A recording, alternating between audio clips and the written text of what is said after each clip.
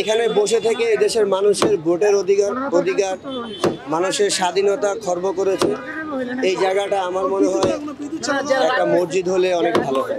আয়সা যেটা দেখছি সেটা তো আপনাদের গণমাধ্যমের মাধ্যমে জানতে পারছি যে এখানে একটা ফ্যাসিস্ট সরকারের প্রধানের বাড়ির ভাঙচুর করা হয়েছে। এটা আজকে আমরা দেখতে আসলাম।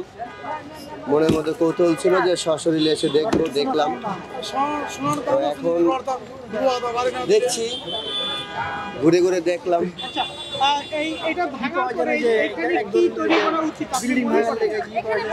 আমি মনে করি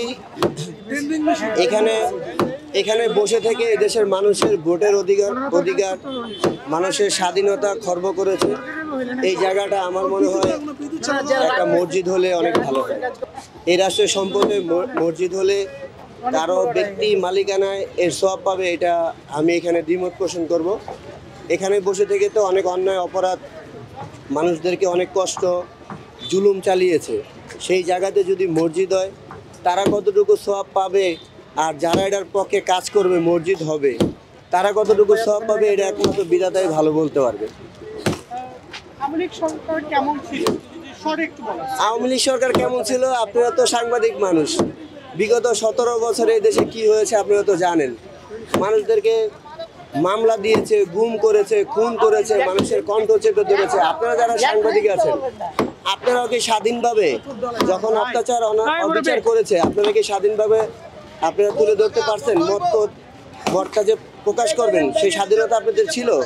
আপনারাই তো সাক্ষী। আর এই সরকার কতটুকু ভালো কাজ করছে এটাই তো তাদের দৃশ্যমান।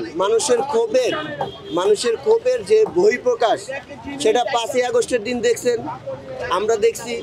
পরবর্তী সময়ে দেশের বাইরে নিরাপদে যে আবারও উচ্ছৃঙ্খলভাবে কথা বলার কারণে পরিপ্রেক্ষিতে দেশে কি হয়েছে এটা তো বোঝা যায় যে ভালো কর্মটা কি করছে।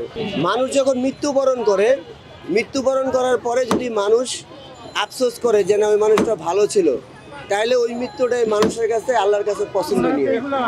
উনি জীবন দশায় থেকে যা দেখে গেছে এটা পৃথিবীর ইতিহাস আজীবন মনে রাখবে ইনশাআল্লাহ। যেমন কর্ম তেমন ফল। যদি কর্ম রাষ্ট্র ব্যবস্থায় এসে একই রকম কায়দায় কেউ দেশ চালানোর পরিকল্পনা করে, অর্থের লোভের আকাঙ্ক্ষার জায়গা থেকে শুধু অর্থ কামানোর চেষ্টা করে, পারিপার্শ্বিক মানুষগুলোকে ভালো রাখার চেষ্টা করে, নিরীহ মানুষের কষ্টগুলো না বুঝে নিরীহ মানুষের কষ্ট কর্মসংস্থানের ব্যবস্থা না করে, তাদের পরিণতি একই রকম হবে। ইউনূস সরকার ক্ষমতা নিল, ক্ষমতা নেওয়ার পরে এই পর্যন্ত দেশ কেমন চলছে আপনি মনে করেন? আর সবাই তো সংস্কার বলছে। আসলে কি সংস্কার? যে মূল যে সংস্কার, আপনি দ্রব্যমূল্যের দিকে তাকান, বাজারে যান,